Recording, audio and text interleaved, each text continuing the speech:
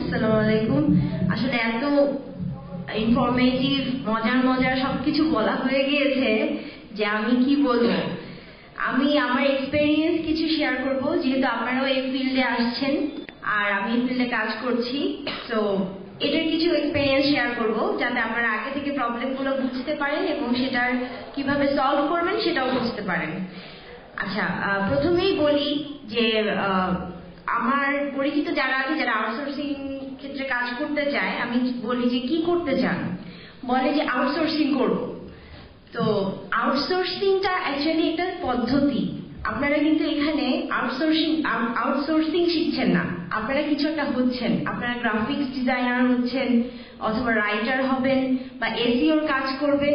কাজটার প্রসেসটা হচ্ছে ফ্রিল্যান্সিং পদ্ধতি বা আউটসোর্সিং পদ্ধতি, যে আপনি এইভাবে কাজটা সার্ভ করবেন।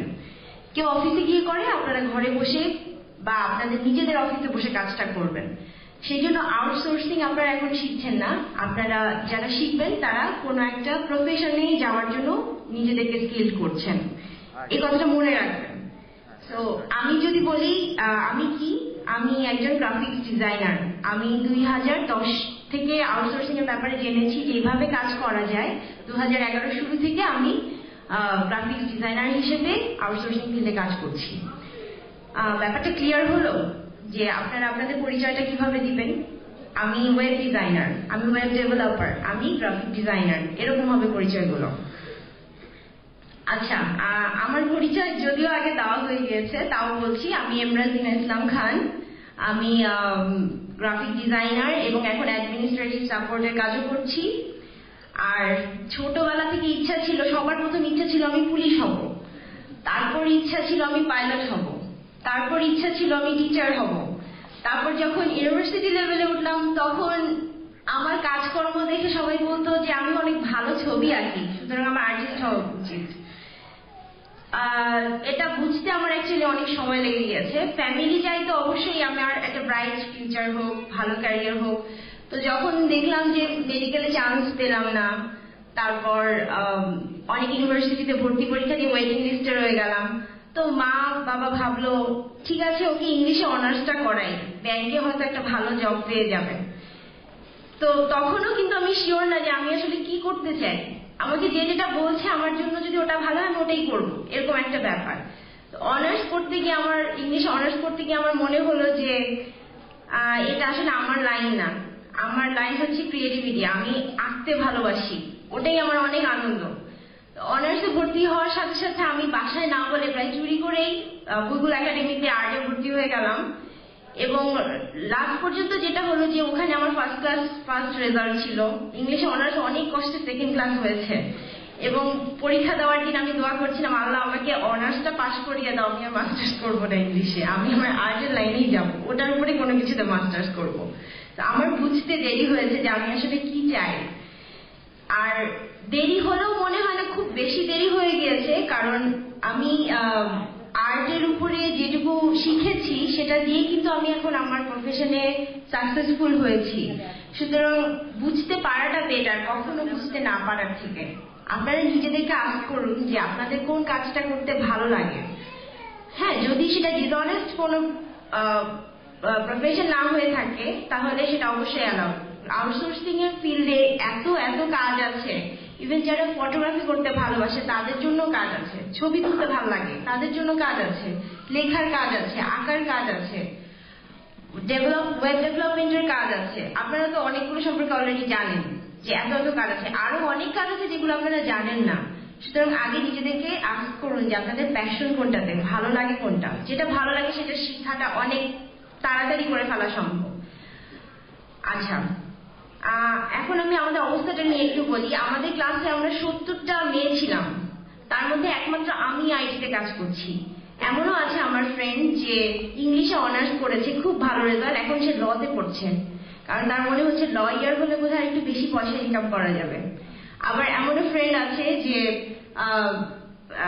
মানে ইংলিশে অনার্স করেছে, তারপরে সে শেয়ারের কোনো একটা অফিসে কাজ করছে, অথবা সে মানে কোনো ব্রোকার হাউসে কাজ করছে, ব্যাংকে কাজ করছে। মানে দেখা গিয়েছে যে যে লাইনে পড়েছি সেই লাইনের ধারে কাছে আমরা নাই, অন্যদিকে চলে গিয়েছি। রিজনটা কি, একটু বেশি টাকা ইনকাম করতে হবে, এরকম একটা ব্যাপার। তো আমার মনে হয় কি এই জিনিসটা দূর করতে হবে মন থেকে। আপনারা যেটাতে পড়ছেন সেটা ডেডিকেশন দিয়ে পড়ুন, ভালোভাবে পড়ুন, সব দিকে দৌড়ানোর দরকার নাই যে আমি টাকাটা বেশি ইম্পর্টেন্ট। হ্যাঁ, টাকা তো লাইফের জন্য অবশ্যই ইম্পর্টেন্ট, কিন্তু যদি যে প্যাশনটা থাকে সেই জিনিসটা ভালোভাবে শিখেন, ওটাতে আপনার থেকে বেশি কেউ আর আর্ন করবে না। এখন আমার ক্লাসমেটরা দেখা হলে আমাকে বলে, দোস্ত একটা জব হবে, একটা জব দিতে পারবি? কিন্তু আমি দেখছি যে ওরা এখন অন্য সেক্টরেও চেষ্টা করছে, মানে অনেক কিছু, কিন্তু আমার সেক্টরটা ছাড়া, কারণ ভয় পাচ্ছি, আইডি না জানি কি এখানে আমি কি করব। কিন্তু ভয় পেলে চলবে না, আমি ভয় পাইনি, আপনারা ভয় পাবেন না। যদি দেখেন যে কোনো কিছুতে আটকে গেছেন, তখন এটা মনে করবেন যে মানুষ অ্যাকচুয়ালি আশরাফুল মাখলুকাত বলা হয়, সৃষ্টির সেরা জীব। আপনারা মেয়ে, আমিও একজন মেয়ে, কিন্তু তার আগে আমি একজন মানুষ, আমি কিন্তু সৃষ্টির সেরা। তাহলে সবাই যদি পারে আমিও পারবো। আটকে গিয়েছি তো কি, এটা সলিউশন অবশ্যই আমি বের করতে পারবো। নিজেদেরকে যদি বোঝাতে থাকেন, ডেফিনেটলি আপনারা প্রবলেমটা সলভ করতে পারবেন। হয়তো একটু সময় লাগবে, একটু মাথা ব্যথা হবে, টেনশন হবে, বাট প্রবলেমটা আপনারা সলভ করতে পারবেন। সেজন্য ঘাবড়ে যাবেন না, কোনো কিছু নতুন কিছু দেখলে চমকে যাবেন না। বুঝবেন যে এটা আপনার একটা সুযোগ নতুন কিছু আরো জানার এবং নতুন কিছুতে নিজেকে রপ্ত করার। ওকে, এটা একটা ব্যাপার গেল। আর মামুন বলেছেন ইংলিশ চর্চার ব্যাপারে, কমিউনিকেশনের ব্যাপারে। ঠিক আছে, আপনাদের মধ্যে কোনো একজন খুব ভালো কমিউনিকেট করতে পারেন, তাকে এই সেক্টরে রাখেন, কিন্তু সাথে সাথে নিজেকেও ডেভেলপ করেন। ঠিক আছে, হিন্দি সিরিয়ালের পাশাপাশি যদি সম্ভব হয় ইংলিশ কিছু সিডি কিনে শুনতে পারেন, এটা কাজে দিবে। আমি বলছি না হিন্দি সিরিয়াল দেখা বাদ দেন, ভালো লাগলে অবশ্যই দেখেন। আমি 2-1টা দেখি, এখন অত দেখি না, কিন্তু তারপরেও ইংলিশ কমিউনিকেশনটাও তো জরুরি। চেষ্টা করুন নিজেদেরকে আপগ্রেড করার, এক জায়গায় থেমে না থাকার। আমি ফার্স্টে গ্রাফিক্স ডিজাইন শিখেছি, আমার লক্ষ্য ছিল যে আমি ফিল্ম বানাবো এক সময়। আমি হয়তো যখন বুড়ো হয়ে যাব তখন আমার ওটাই থাকবে যে আমি একটা ফিল্ম ইন্ডাস্ট্রি করেছি বা আমি ফিল্ম বানাই।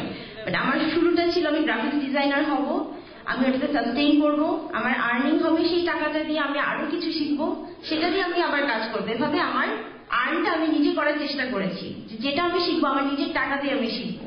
সেজন্য একেবারে বড় স্বপ্ন না দেখে যে আমি একেবারে বিশাল বড় ওয়েব ডেভেলপার হবো, সেটা আমি ওই জিনিসটাই আগে শিখবো, এটা না, ধাপে ধাপে আগান। আমি দেখেছি 3D অ্যানিমেশনের কোর্স করতে গিয়ে ওখানে ফটোশপ ইলাস্ট্রেটর কিচ্ছু জানেন না, কিন্তু 3D অ্যানিমেশন কোর্স করতে এসেছেন, ফলে 2-1 দিন ক্লাস করে আর ক্লাস করতে আসেননি কারণ কিছু বুঝতে পারছেন না।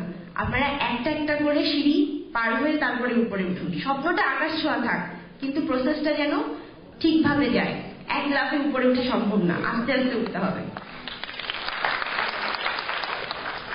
আরেকটা ব্যাপার হচ্ছে, আমার বিয়ের পরেও আমি দেখেছি যে যেহেতু বিয়ের আগে এই জিনিসগুলো বুঝতাম না, হাজবেন্ড বসে আছে কাজ করছে, আমাকে বলছে না যে তোমাকে এই কাজটা করতে হবে, তোমার কাজ বাদ দিয়ে তুমি রান্না করো, এটা বলছে না, কিন্তু তার খিদা লেগেছে কিন্তু খাচ্ছে না। তখন আমার নিজেরই একটা তাগিদ হয় যে না, আমি ওকে খাবারটা বানিয়ে এনে খাওয়াই, না হলে তো না খেয়েই থাকবে। কারণ আমাদের আবেগ একটু বেশি, আমরা বেশি কেয়ার নিতে পছন্দ করি, তো তখন উঠে যেতে হয়। তখন মনে হয় কি আমার কাজটার কি দাম নাই, ও নিজে খাবারটা বানাই খেলেই তো পারে, এরকমটা কিন্তু মনে হয়, অনেক সময় রাগ হয়। কিন্তু আসলে ব্যাপারটা তা না, অনেক সময় এটাও ঠিক যে ও আমাকে চা বানিয়ে এনে খাওয়ায়, এটা ব্যাপার না। ব্যাপারটা হচ্ছে যে ডেডিকেশন। আপনি যদি মনে করেন এত প্রবলেম, বাসায় এত গেস্ট কেন, আমার রুম নাই কেন, আমার টেবিল নাই কেন কাজ করার, তাহলে প্রবলেমেই থাকবেন। একটা মজার কথা বলি, ফিলিপাইনে আমার হাজবেন্ড গিয়েছিলেন, তো উনি আমাকে বলেন ওখানে টঙের দোকানে বসেও মানুষ কাজ করে। মানে আমাদের দেশে যে বেঞ্চ থাকে চা খায়, সেই টঙের দোকানে বসেও ল্যাপটপে কাজ করছে। সেজন্য যদি আমরা চাই না, ভাত টানতে টানতেও মনে হয় কাজ করা সম্ভব, যদি মনের শক্তিটা থাকে। আর এইটাই আবার বলছি নিষ্ঠা। আমি কোথাও কোথাও ক্লাস নেই, 2-1টা সৌজন্য ক্লাস বলতে পারেন নেই, তো ওখানে গিয়ে দেখি অনেক স্টুডেন্ট ক্লাসে, কিন্তু হোমওয়ার্ক করার বেলায় 1জন কি 2জন, তাও করেছে কিনা সন্দেহ। প্র্যাকটিসটা রাখবেন, যেটাই শেখেন কোর্সে বাসায় গিয়ে নিজে সেটাতে প্রচুর টাইম দিন, না হলে কিন্তু হবে না। যেভাবেই হোক ওই 1 ঘন্টা হাতে সময় আছে কি আধা ঘন্টা, ওইটুকু যদি একটু ঘুতাঘুতি করেন ওই সফটওয়্যারটা নিয়ে বা ওই জিনিসটা নিয়ে, আপনারা আরো বেশি কিছু শিখে যাবেন যেটা ক্লাসে শেখানো হয়েছে। সেজন্য প্র্যাকটিসটা কখনো ছাড়বেন না। আমি যখন শুরু করি তখন আমি একটা টেলিকমিউনিকেশন কোম্পানিতে কাজ করতাম, অ্যান্ড আমি অনার্সও করতাম, ক্লাস করতাম। আমি রাত 12টায় বাসায় ফিরতাম, তারপর সকাল তো শুরু হতো ক্লাস দিয়ে, তারপর সেখান থেকে অফিসে চলে যেতাম। 12টার পরে আমি আমার গ্রাফিক্স ডিজাইন নিয়ে বসতাম। আমি বোধহয় দিনে 4 ঘন্টা ঘুমিয়েছি 3 মাস। ওই 3 মাস যে পরিশ্রমটা করেছি তার ফলটা এখন পাচ্ছি। সেজন্য আপনারা যদি মনে করেন যে আসলে এখানে সাকসেসফুল হতে চান, তাহলে অবশ্যই অবশ্যই 3 মাস অন্তত একটু মানে কি বলে এটাকে হাড় খাটুনি করা, এরকম পরিশ্রম করতে হবে। তাহলে কিন্তু পরে সাকসেস আপনাদের দিকেই আসবে, আপনাদের দৌড়াতে হবে না সাকসেসের দিকে। আর হচ্ছে মানসিকতাটা একটু পরিবর্তন করবেন। আমি মানে টাকার পিছনে ছুটবো, টাকা চাই টাকা চাই টাকা চাই, এটা না করে আপনার প্যাশনের পিছনে ছুটুন। যেটা ভালো লাগে সেটা মন প্রাণ দিয়ে করুন। এইটা আমি 100% শিওর করে বলতে পারি, টাকা আপনাদের পিছনে দৌড়াবে। সেই জন্য টাকার পিছনে ছুটবে না, টাকা আপনাদের পিছনে ছুটবে। আপনারা নিজেদেরকে স্কিল করার পিছনে ছুটুন। আচ্ছা, আর লাস্ট বেশি কিছু বলবো না, আরেকটু বলবো। যখন আমরা পড়ি ইউনিভার্সিটিতে বা কলেজে, যেখানে পরীক্ষা পাশ করার জন্য পড়ছি, পরীক্ষায় এই কোয়েশ্চেনটা আসবে না তো এটা বাদ, এভাবে না পড়ি। এই দিনটা মনে হয় পার হয়ে গেছে। আউটসোর্সিং আসার পর থেকে আমার মনে হচ্ছে ওই দিনটা পার হয়ে গেছে যে একটা সার্টিফিকেট হলেই হয়। এখন সার্টিফিকেটের থেকেও ইম্পর্টেন্ট হচ্ছে শেখা। যদি আপনারা, আমি এক্সাম্পল দিচ্ছি, যদি আপনারা ইংলিশে পড়েন তাহলে ক্লাসের ফ্রেন্ডদের সাথে ইংলিশে কথা বলার চেষ্টা করুন। যদি আপনারা ম্যাথে পড়েন, এমন ভাবে পড়েন যে এরকম প্রবলেমগুলো আপনারা নিজেরা সলভ করতে পারেন। জিনিসটা প্র্যাকটিক্যালি করার চেষ্টা করুন, জাস্ট মুখস্থ করে করবেন না। এটার ফলটা কি সেটা আপনারা যখন প্রফেশনাল লাইফে যাবেন, যদি সেটা আউটসোর্সিং পদ্ধতিতে করেন, তাহলে দেখবেন যে কতটা কাজে আসে।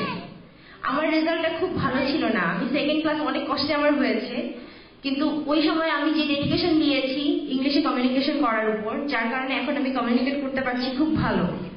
আমার অনেক ফ্রেন্ড আছে ফার্স্ট ক্লাস ফার্স্ট হয়েছে, ফার্স্ট ক্লাস সেকেন্ড হয়েছে, মানে আমার ফ্রেন্ড যারা, তারা দেখা যায় এই জায়গাটায় আসতে পারেনি, কারণ তারা জাস্ট মুখস্থ করে পরীক্ষাটা দিয়েছে। সেজন্য মুখস্থ বিদ্যায় যাবেন না।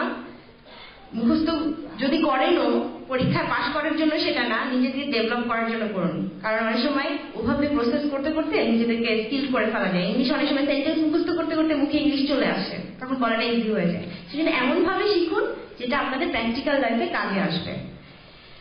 আর চারপাশ থেকে শিখুন। আমি গ্রাফিক্স ডিজাইন যখন শিখতাম, আমি গাড়ি দিয়ে যেতে যেতে বিলবোর্ডের দিকে হা করে তাকায় থাকতাম যে এই ডিজাইনটা কিভাবে হলো। আচ্ছা, এখানে এই মেয়েটাকে বসানো হয়েছে, এটাকে নিশ্চয়ই এভাবে কেটে কেটে বসানো হয়েছে। ওখান দিয়ে আলোটা আসলো, এটা কোন টুল দিয়ে করা হলো। সেটা চারপাশ থেকে শিখুন। যখন শিখবেন, আমি বাসে করে ইনস্টিটিউটে যাবো, শিখে আবার বাসায় চলে আসবো, এভাবে না। রাস্তাঘাট সব দিকে দেখুন। আপনার চারপাশে যত ডিজাইন আছে, আপনি যে জিনিসটা শিখছেন সেটার যত জিনিস আছে, সেখানে ভালো করে দেখুন যে ওগুলো কিভাবে হয়েছে। তাহলে আপনার মনে মনে ওই জিনিসগুলোর চর্চা হবে। আপনি যখন চেষ্টা করবেন, দেখবেন ওটার থেকেও ভালো কিছু করে ফেলেছেন। সেজন্য চোখ কান খোলা রেখে আমরা শিখবো। আর শেষে আবারও বলছি, সাহসটা রাখুন, ধৈর্যটা রাখুন শুরু থেকে শেষ পর্যন্ত। আমি পেরেছি, আপনারাও পারবেন। পারবেন তো? সবার মুখ থেকে শুনতে চাই, মেয়েদের মুখ থেকে, যে পারবো। ওকে। আর যারা স্কলারশিপ পাবেন না, তাদেরকেও আমি বলবো যে আফসোস করবেন না, কারণ আপনাদের রাস্তা কখনো বন্ধ হবে না। লাইফ কখনো থেমে থাকে না, লাইফ সামনের দিকে যায়, কখনো পিছনে যায় না। ডেফিনেটলি আপনাদের জন্য হয়তো আরো বেটার সুযোগ থাকবে, এবং আপনারা যদি চান, আপনারা অবশ্যই আপনাদের গোলে পৌঁছাতে পারবেন। তো হতাশ হওয়ার কিছু নাই। যারা পাবে না তাদেরকে আমরা সঠিক ব্যবস্থা করবো, তাদের ট্রেনিং ব্যবস্থা হবে সবাই। আচ্ছা, ভাইয়া বললেন যে সবার জন্য ব্যবস্থা হয়ে যাবে, পাবে না এরকম হবে না। তাহলে আর কিছু বলার নেই, আজ এটুকুই। ধন্যবাদ সবাইকে।